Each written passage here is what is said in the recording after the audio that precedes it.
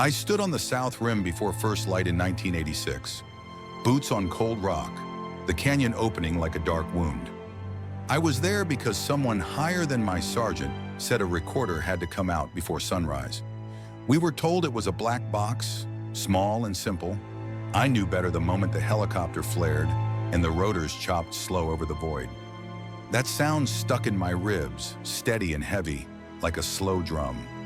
The air carried a sharp scent, burnt hydraulic fluid wrapped in old jet fuel, wrong for a park trail. I counted my first 10 steps to steady my head. I always counted. It kept the fear in a small place. We moved to the edge and listened. A faint ping rolled up the stone, one beat, then another, thin and distant.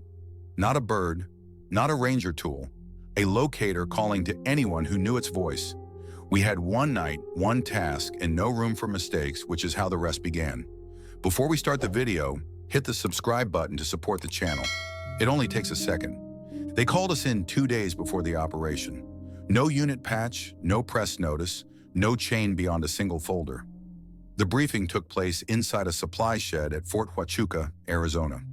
The air was dry and still, the kind of quiet that made you listen harder. We were a small detail, 8 soldiers from different companies. No one knew why we were picked. An Air Force captain ran the meeting. His uniform was pressed but carried no base tag. Beside him stood a civilian, pale and lean, hair cut close, holding a small aluminum case. He said he worked for a test range west of here. He never gave his name. The folder stayed closed on the table. The captain spoke first. A signal had been picked up by a locator satellite somewhere deep inside the Grand Canyon. It matched the frequency used by experimental flight data recorders. No aircraft had filed distress calls. No wreckage had been reported. The area sat miles from public trails. The order was simple. Retrieve the recorder before sunrise of the following day. No park contact, no questions. We were told the recorder might be damaged. It could carry sensitive materials, maybe classified hardware. The civilian added one warning. Handle with care, he said, eyes flat. If it feels heavy for its size, don't drop it. We prepared that night.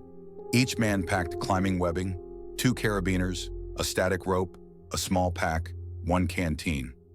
Communications gear was limited to a single PRC handheld. We marked our helmets with tape numbers instead of names. No one liked that. It made us feel like cargo. We moved out before midnight in 2 trucks. The desert stretched silent, only headlights and dust. The captain sat up front, reading from a folded map. I sat in the back with my pack between my knees, counting seconds between engine jolts. My mind ran through the rules again. Retrieve, contain, transport. No visibility, no delay. Halfway to the rim, we stopped at an abandoned service pad. 2 Hueys waited under red lamps, rotors still. The smell of fuel hung thick, sharp in the cold. A flight crew waited but didn't speak to us. We loaded quickly, 1 crate marked with a yellow hazard stripe. Inside was a lead-lined container about the size of a cooler. I was told it was for the recorder's protection. When the engine started, I heard that slow chop again, heavy and sure. It pressed against my chest. I felt it even through my vest. The noise was steady, rhythmic, hard to ignore.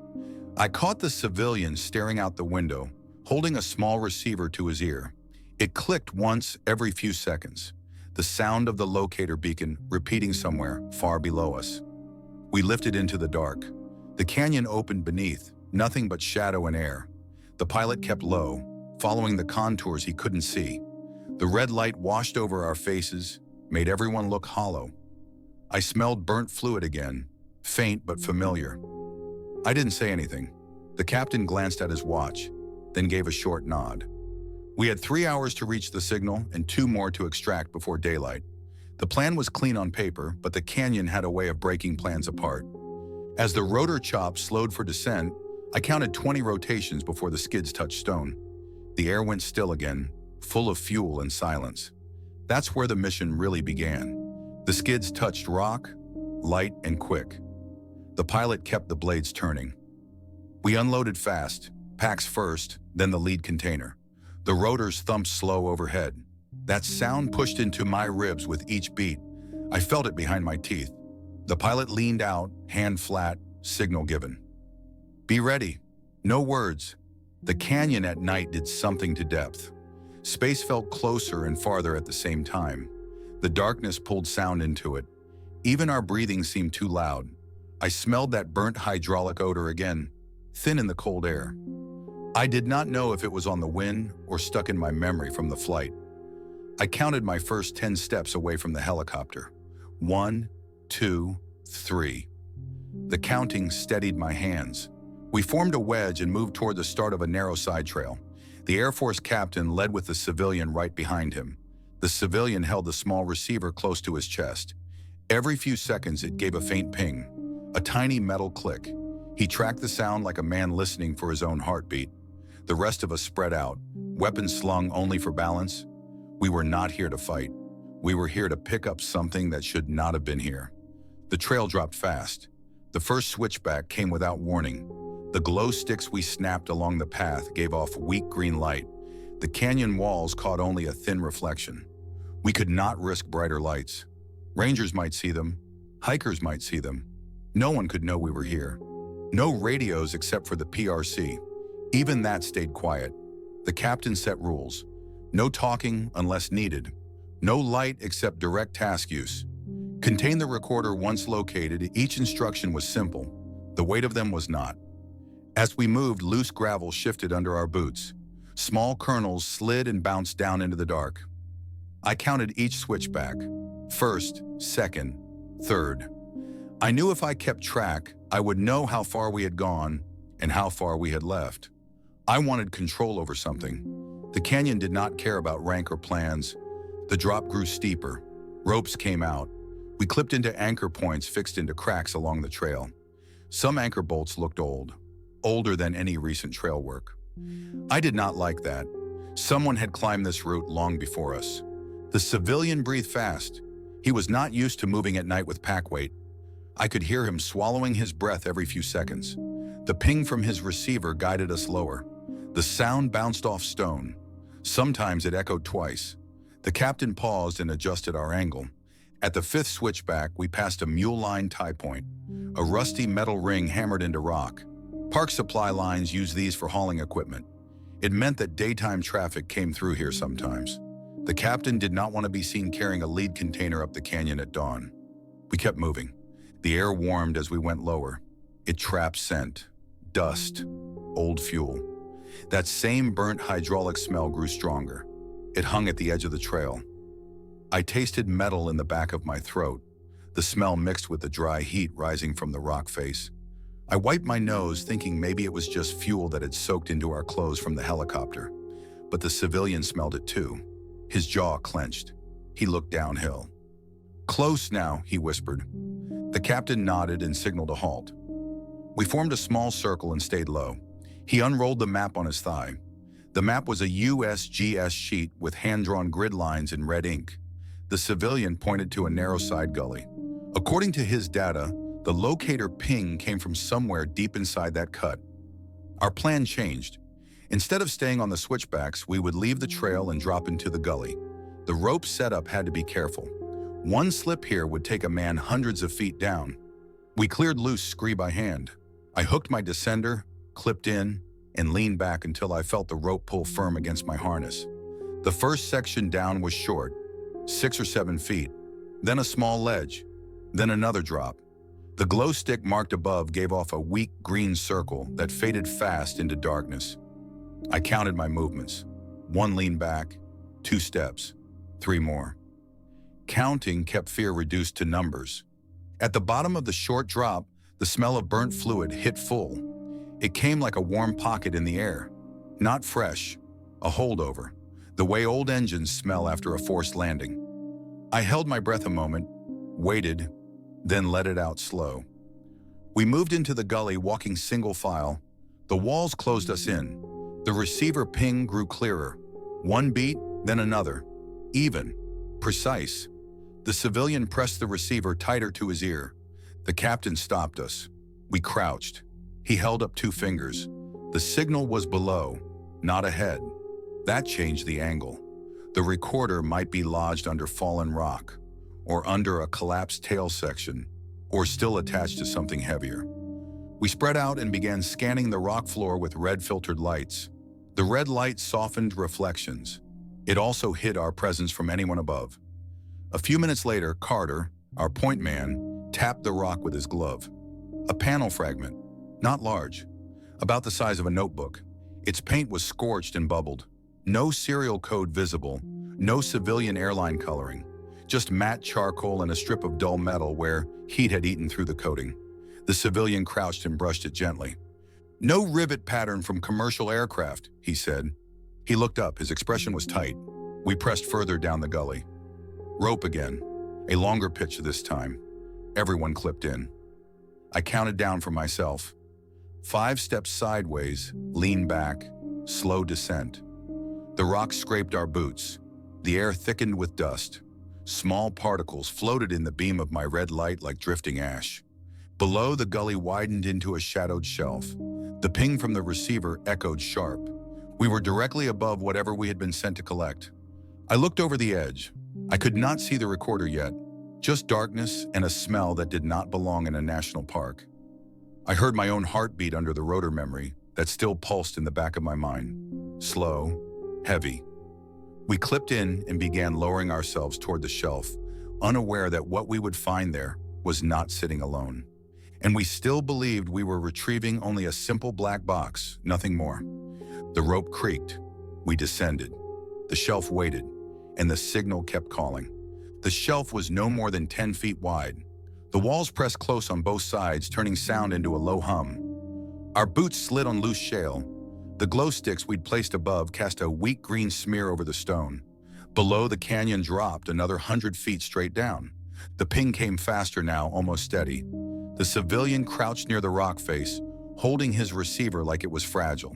Each click echoed twice, once against the wall behind him and again farther off, down the chute. I could feel it in my chest. A rhythm, not loud but sharp. We split into pairs. My job was to sweep the left arc of the ledge, rope anchored to a crack above.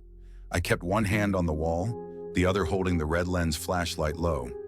The beam caught small bits of debris, shards of blackened composite, melted wiring, a strip of metal with partial stenciling.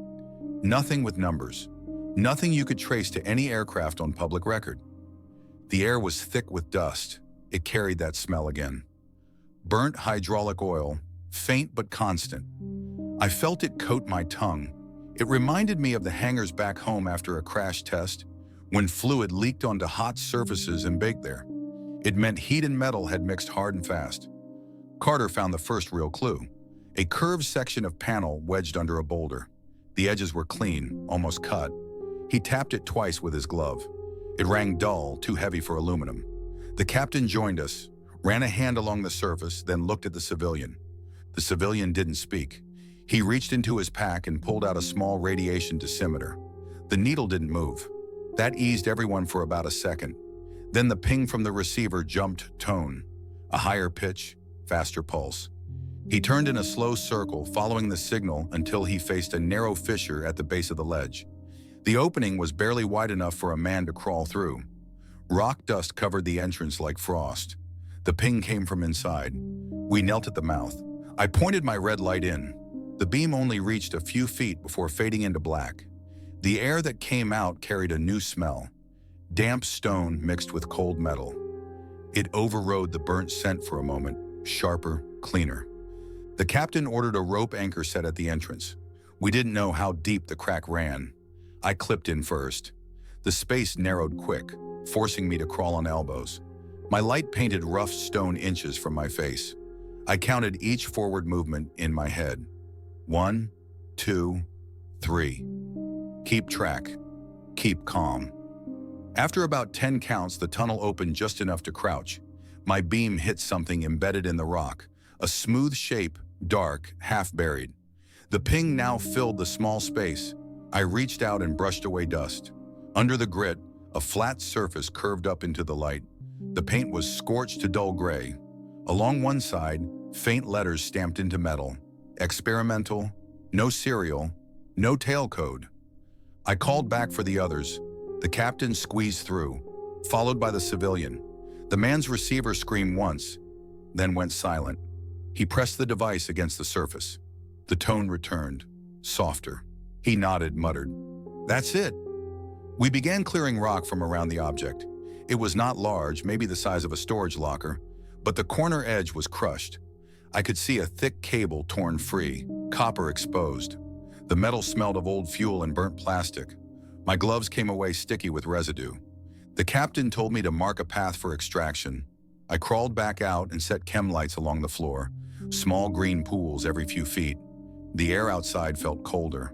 The canyon wind whistled across the ledge, carrying dust with it. I looked up.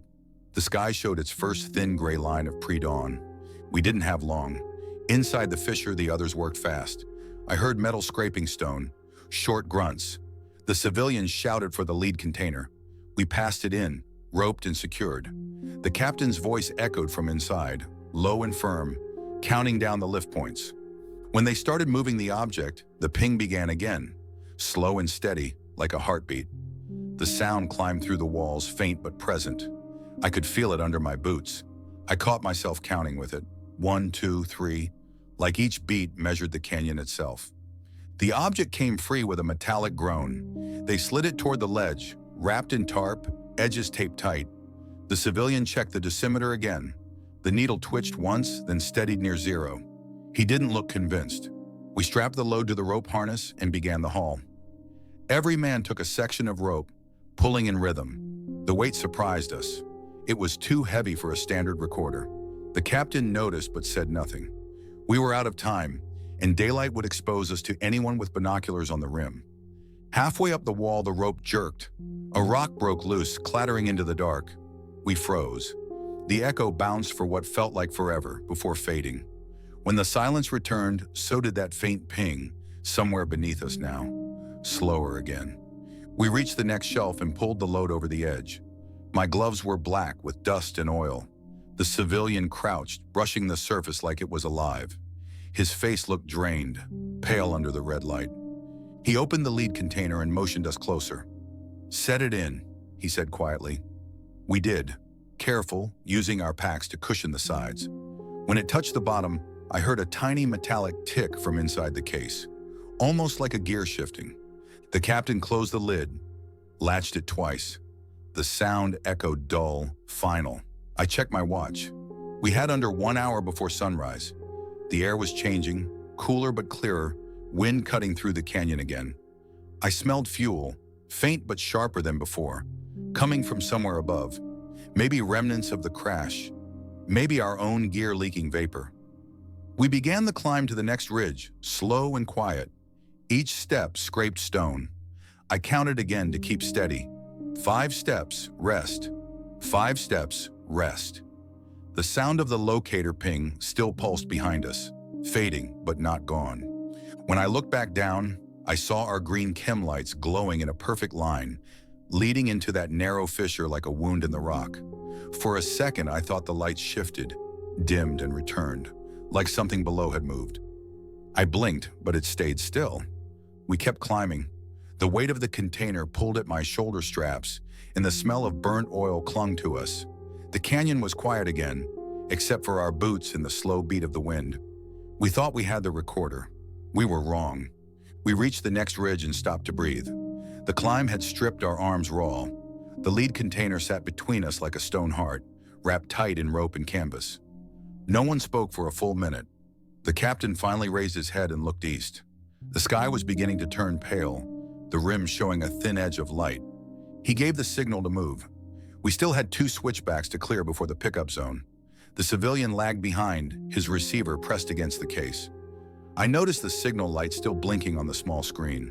It shouldn't have been. The beacon was supposed to be part of the wreck below, not this sealed box. I asked if the signal was coming from the container. He didn't answer right away.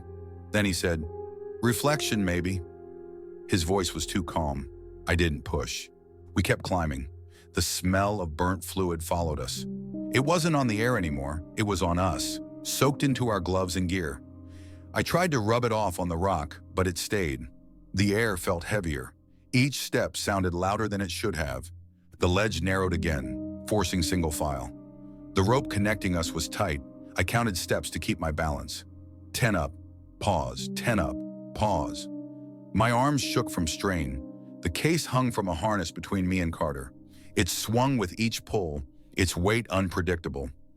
Halfway through the next turn, the receiver in the civilian's hand started clicking faster. The ping was rapid, no longer steady, like it was trying to keep time with our movement. The captain told him to switch it off. He did, but the clicking didn't stop. It kept going, softer now, coming from somewhere near the case. No one said a word. We pushed harder. The ridge above showed brighter lines now, the first real sunlight breaking through. We were running out of shadow. Carter slipped once. The case jolted forward and hit the wall with a metallic thud. A hiss came from inside, short and dry, like air escaping a valve. We froze.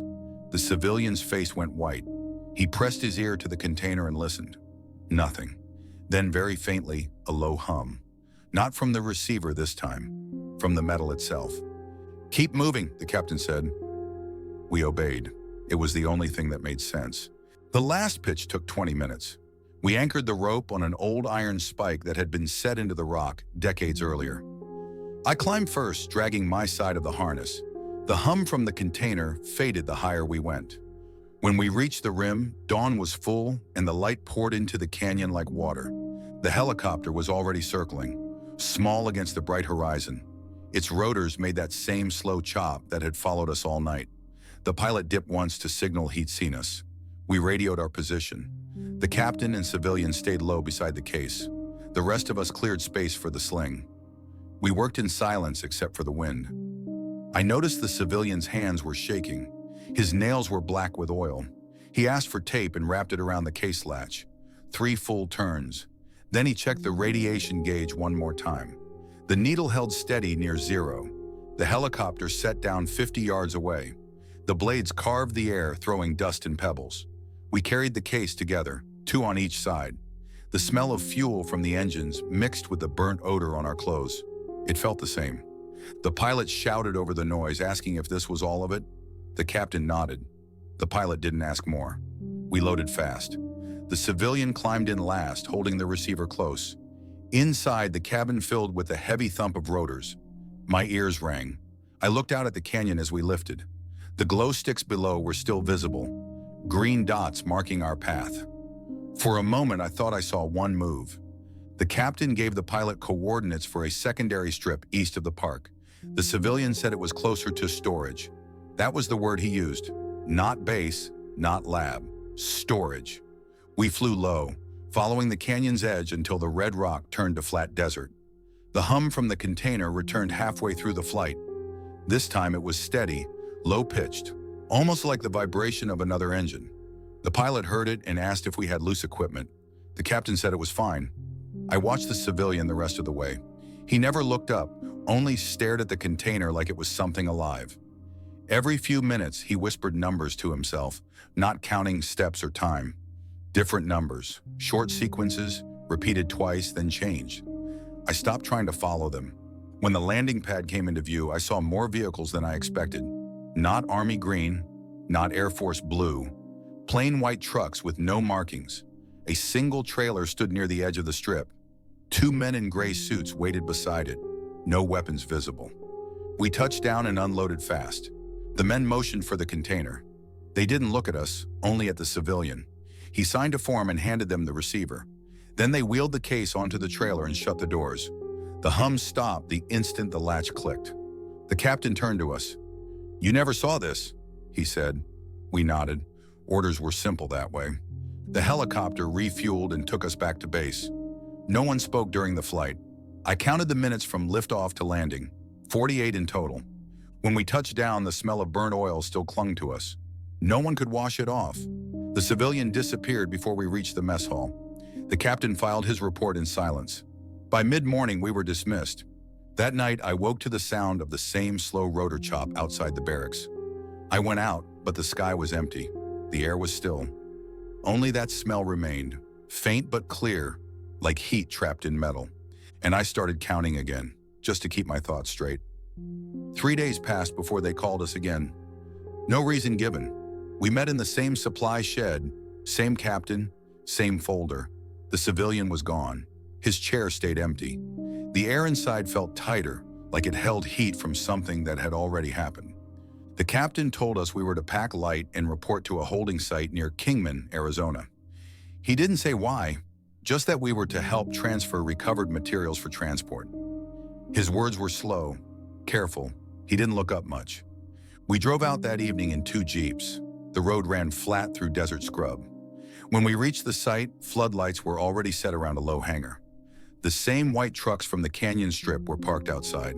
A guard in plain clothes took our names but didn't write them down. Inside, the hangar smelled of fuel and metal polish. The lights buzzed. In the center stood the lead container we had carried from the canyon, placed on a steel table. Its sides were wiped clean, but the rope marks still showed faintly. The top latch was sealed with 2 red wax stamps and 1 strip of new tape. A man in a gray suit stood beside it. He introduced himself only as director. No rank, no first name. His voice was calm. He thanked us for our service, then said the contents of the case had been stabilized. He wanted us to verify the seal and assist with reloading it for ground transport. That was it. When I stepped closer, I noticed the faint hum again. It wasn't loud, just enough to feel through the floor. I glanced at the dosimeter clipped to my vest. The needle stayed still. We lifted the case using a short chain hoist. The weight hadn't changed, still too heavy for a recorder. The director watched, hands clasped behind his back. He didn't speak until the case was inside a larger crate lined with insulation foam. He said it would travel to a testing facility in Nevada. The word came out flat, practiced. He told us to sign a log confirming equipment condition and seal integrity. We signed. I didn't read the rest. As we waited for the truck to load, I asked the captain if anyone had confirmed what kind of aircraft the recorder belonged to. He said nothing official. The Air Force claimed no losses. Civilian aviation had no reports. No record of any flight path over that section of the canyon on the date we were there. It was as if the signal had come from nowhere. The truck doors shut. The engine started. The sound echoed against the metal walls, steady and deep. For a moment, the same rhythm as that locator ping filled the hangar. Then it faded with distance. The captain dismissed us. I stayed behind to coil a rope we'd left by the workbench. When I bent down, I caught the same burnt hydraulic smell rising from the crate's old straps. It shouldn't have still been there after 3 days and a cleaning, but it was. I felt it burn faintly in my nose. That night back at quarters, none of us slept. Carter said he'd seen the civilian 2 days earlier in the base hospital, being moved under guard. His hands were bandaged, and he was wearing a respirator. The captain told us not to talk about it. The next morning, our detail was reassigned to routine patrol duty. The canyon mission disappeared from the roster, but the smell didn't fade. Every vehicle I climbed into carried it faintly, even when no fuel leak was present. It followed us like a trace we couldn't wash away. A week later, I was called to the comms office. The clerk handed me a sealed envelope marked with a red stamp. Inside was a single-page summary, typed clean. It said only this: recovery operation confirmed. Secondary beacon located and secured. No further field involvement required. No signature. No date beyond the month and year. The line about a secondary beacon stayed in my head.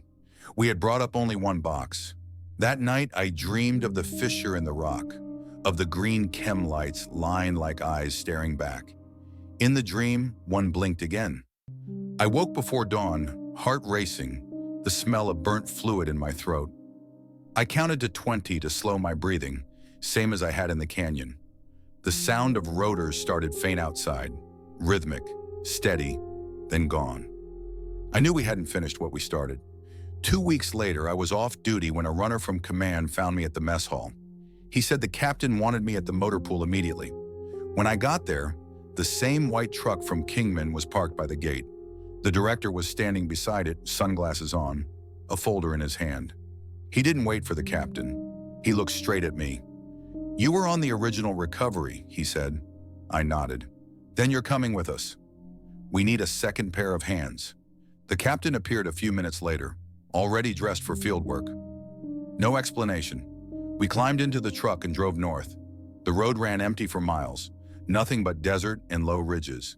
The director sat up front, silent. I watched the numbers on the odometer rise. When we passed the 70-mile mark, he told the driver to turn west onto a dirt path. The truck stopped at a chain gate with no sign. Beyond it stood two tents and a mobile crane. The crane's arm was extended over a pit. I could see tarps spread around it, anchored by rocks. The air shimmered with heat. I caught the smell before I saw the source. Burnt fluid again, strong and sharp, cutting through the dry air. We followed the director toward the pit. The ground underfoot was soft, almost spongy from spilled oil or coolant. When we reached the edge, I looked down and froze. There was another container, smaller, same design. The lead lining was visible through a crack along one side. It looked crushed, as if something heavy had fallen on it. A faint hum drifted from inside, the same tone I'd heard during the helicopter flight. Slow, low, steady. The director said they'd found it during a mapping flight over the canyon basin. It had been half buried under silt near a dry riverbed, a few miles from where we had worked. He said it matched the frequency of the first unit, but it was weaker, as if it had been damaged. He handed me gloves and told me to assist the captain. We rigged a sling around the box while the crane operator kept tension. The surface of the container was warm to the touch, even in open air.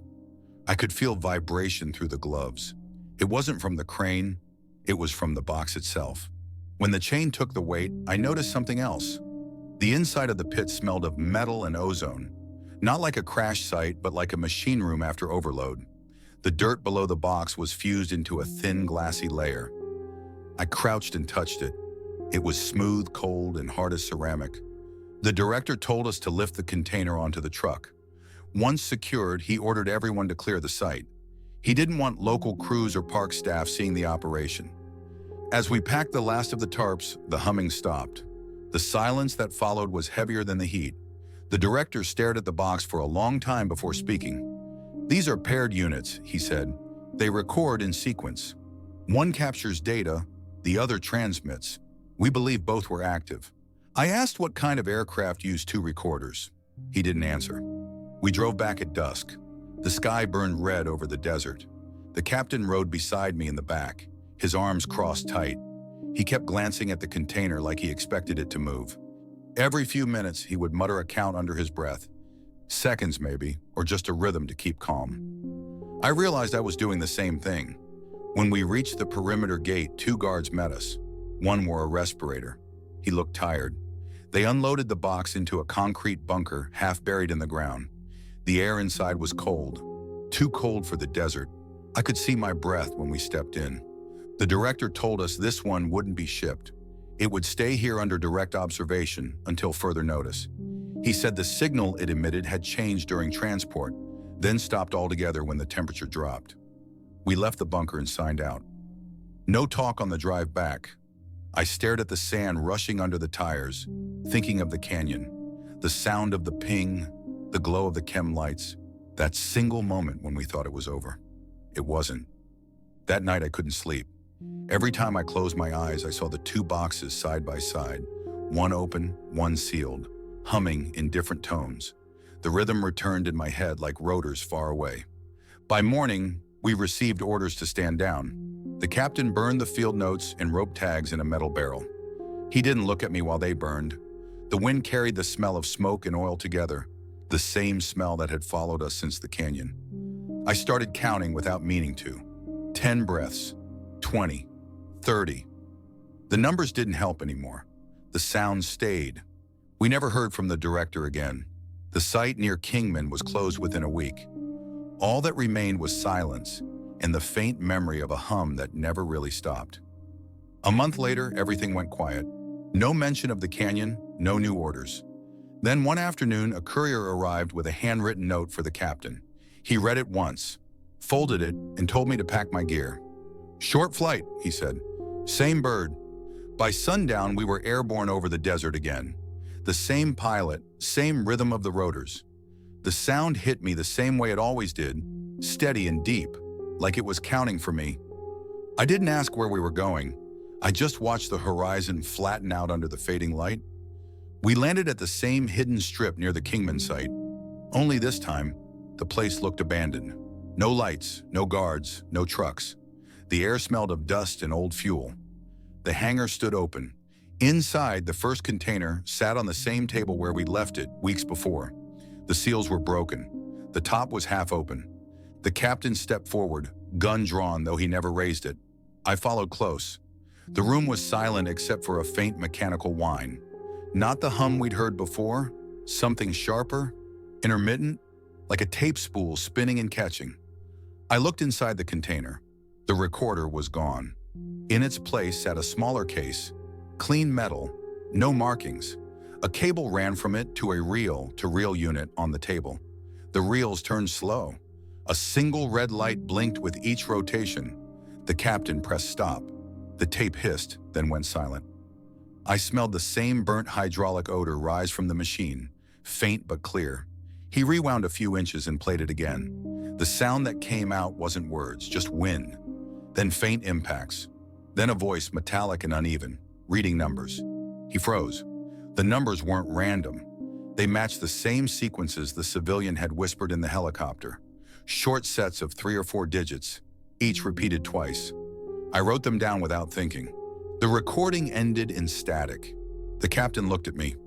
"This wasn't flight data," he said quietly. "This was transmission." I didn't know what that meant. Before I could ask, a low vibration shook the hangar. The tape reels started again on their own. The red light blinked faster.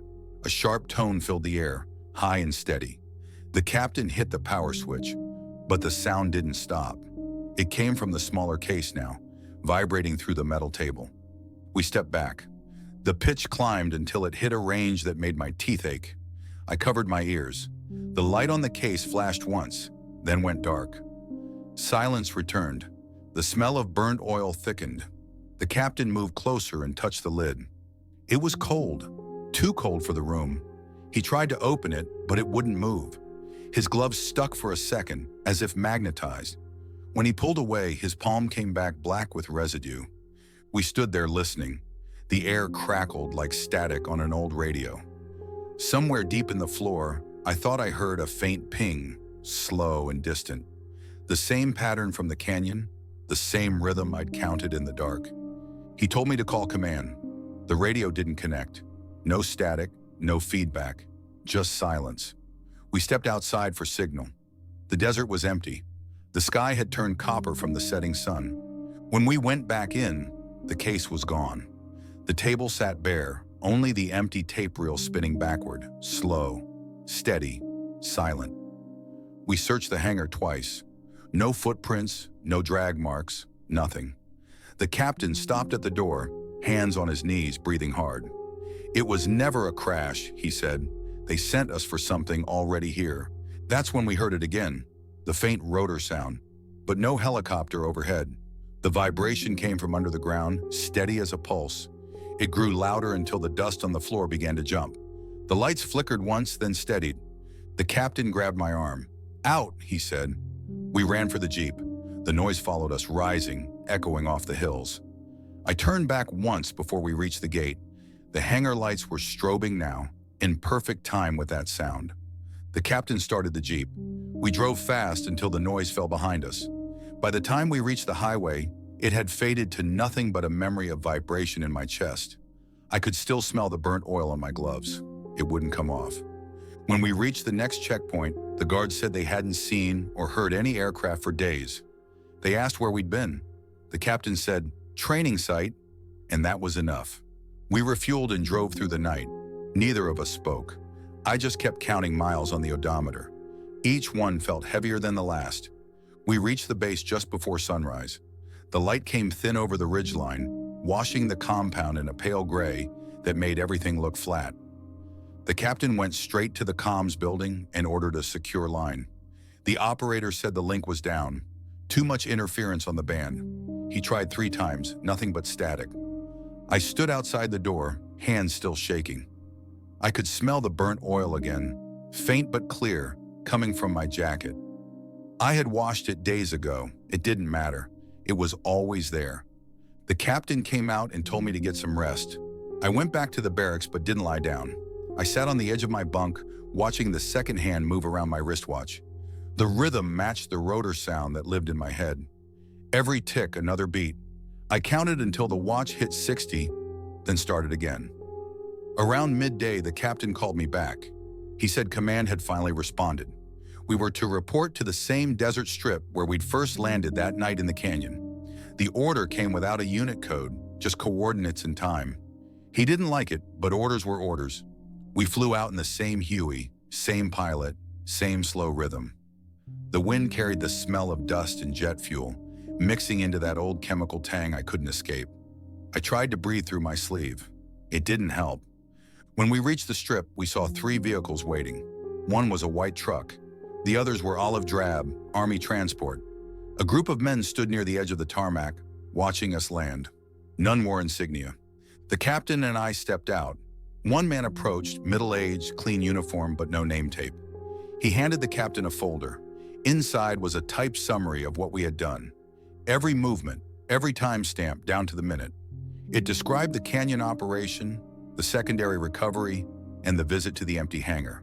At the bottom was a line that read, "All materials secured. Field personnel, debrief pending." The captain frowned. "Secured by who?" he asked. The man didn't answer. He just pointed toward the truck. The back doors were open. Inside, under a canvas tarp, sat the same smaller case we had seen in the hangar. The lid was sealed again, but this time a new marking had been stenciled on the side. "Return signal array." The words meant nothing to me. The captain stepped closer. The air near the case felt cold, like a draft coming from a freezer. I touched the metal and felt vibration under the surface, slow and steady. The hum was back. The man told us to step away. "This is being transferred out," he said. "Your work is complete." The captain didn't move. "What about the rest of the debris?" he asked. The man closed the folder. There was no debris. He turned and walked toward his truck. The convoy started engines. The rotors from our helicopter turned slow above us, waiting for lift. As the trucks rolled away, I watched the white one in the middle carrying the case. The rear light flickered each time it hit a bump. I realized it flashed in the same rhythm as that locator ping. 1 beat, pause, 1 beat, pause. The captain saw it too. He didn't say a word. We flew back to base in silence. The pilot said nothing over the intercom. I watched the desert fall away, endless and empty, and thought about the canyon below us. Somewhere under those layers of rock, maybe there were more, maybe not. When we landed, the captain filed our final report. It was 2 sentences long. "Objective retrieved, item transferred to command." That was it. He sealed it in a folder and handed it off. That night I walked outside the barracks. The air was still warm from the day, carrying that same faint burnt scent. The sky was clear, no sound anywhere. Then far off, a pulse. Not loud, not close, but steady. I knew the difference between engines and echoes. This was neither. I started counting. 1, 2, 3. The rhythm matched the ping from the canyon, the same tempo that had followed us since that night. When it stopped, I looked up. The stars were bright, cold, and fixed. But for a second, I thought one of them moved. The next morning, the captain was gone. His bunk was stripped, his locker empty. The orderly said he'd been reassigned. No one knew to where. His name disappeared from the duty board that same afternoon. I asked command for his forwarding unit, but the clerk just shook his head and told me the record showed transfer pending. I kept working routine patrols, desert runs, checkpoint details. Nothing special. But every week, a new form appeared on my desk. Simple acknowledgments, always from an unknown office. They asked if I'd experienced any equipment malfunctions since the canyon operation. I signed no each time, though something inside me knew the word wasn't honest.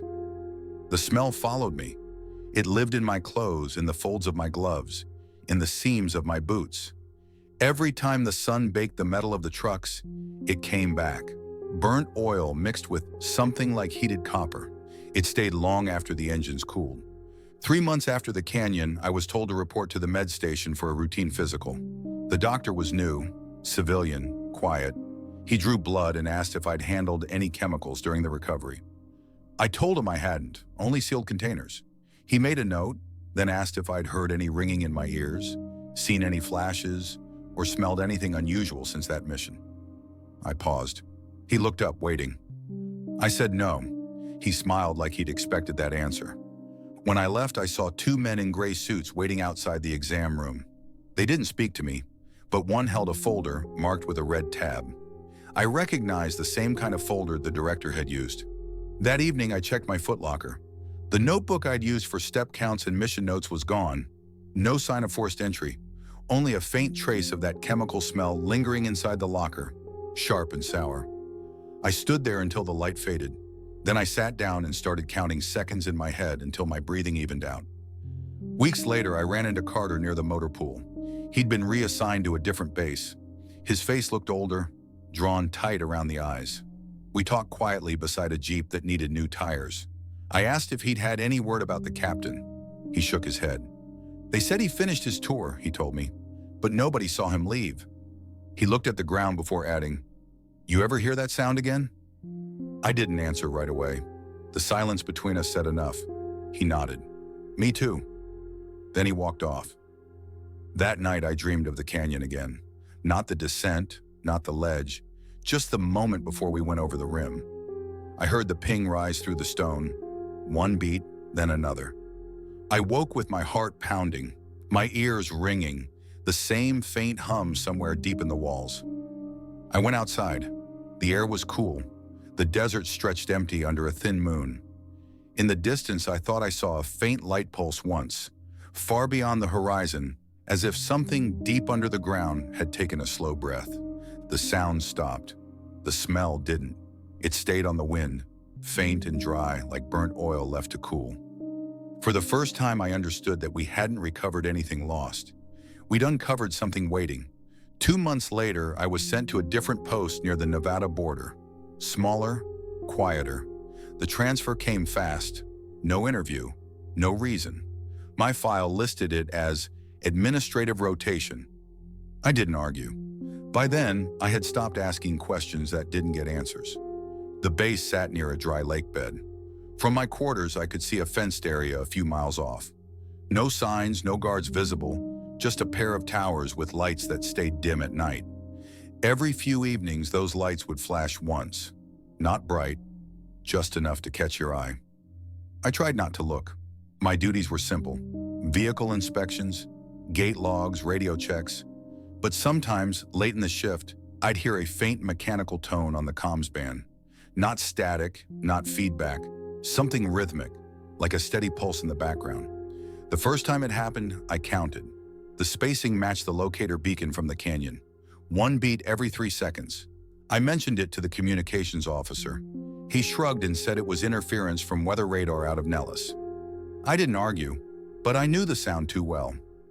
That winter, a memo arrived for a scheduled debrief. It was to be held off-site at an Air Force annex in Flagstaff. The letter carried no return address. I was to bring no notes, no recordings, no personal items. The man waiting for me at the annex wore the same gray suit as the director months earlier. He didn't introduce himself. He asked about the recovery operation, my physical condition, and the personnel involved. When I mentioned the captain's name, he said, "You mean former captain?" He didn't elaborate. He asked if I remembered anything unusual about the container during transport. I said only that it seemed to move or vibrate faintly. He nodded like he expected that. He wrote a single word on his notepad: resonance. When I asked what was inside, he looked at me for a long time. Then he said, "Something that recorded more than flight data." He stood, ended the session, and told me a driver would take me back to base. The next day, I found a single-page notice in my mailbox. It stated that my participation in all recovery operations was officially declassified, though discussion remained prohibited. It ended with the words, "No further contact necessary." After that, I didn't hear the tone again for months. The smell faded too, though some days when the engines idled long enough under the sun, it came back, faint and sharp. Years passed. The canyon mission slipped into rumor. New soldiers rotated in, old ones out. I stayed long enough to see the base change name twice. No one mentioned the containers. No one mentioned the director. But sometimes during quiet nights, the air would still vibrate for a second. A low hum, steady, almost below hearing. And I would catch myself counting, the way I always did. 1, 2, 3. The sound would fade, but the numbers stayed. A few years later, I received a plain envelope with no return address. Inside was a single photo. It showed the rim of the Grand Canyon, taken from above. Near the edge, a faint pattern of green dots stretched in a curve, too evenly spaced to be random. My first thought was of the chem lights we'd left that night, but this photo looked recent. I turned it over. No message. Just a printed date. 1990. I kept the photo in my locker until discharge. I never showed it to anyone. Sometimes I take it out and stare at those tiny lights fading into shadow. I can almost hear the rotors again, the slow chop of blades, the beat that started it all. The smell returns faint, like burnt oil on cold metal. The sound settles low in my chest and I start to count without meaning to. 1, 2, 3. It never really stopped. It has been more than 30 years since that night in the canyon. I still think about it when the wind turns dry and the air smells like hot metal. Time has dulled most memories, but not that one. The sound never left. It waits in the quiet between thoughts, steady and patient. The way the rotors sounded before we descended into the dark. I never saw the captain again. Carter wrote once from overseas, a short letter without return address. He said he still heard the ping sometimes, faint and steady, usually before storms. I read that line many times before burning the page. I learned to live with silence. I stopped asking what we really pulled from that fissure. Whatever it was, it did not belong to any aircraft I ever knew. We carried it up, sealed it, handed it over, and walked away thinking we had done our job. But some things do not end with the mission. They stay under your skin, slow and constant, like the hum of machinery left running. I still count when the world gets too loud. Steps, breaths, minutes. It keeps the noise organized. It keeps me here. Sometimes late at night, I'll catch that smell again, faint but certain, like burnt oil cooling on stone. It fades, but it always comes back. What we found in that canyon was not wreckage. It was a recording of something that had never been built, something that had been waiting, buried deep enough for no one to find until the right frequency called out. If you listen long enough to the silence between sounds, you can almost hear it start again. Don't turn off your lights yet. If you like the video, hit like and watch the next amazing horror story showing on your screen.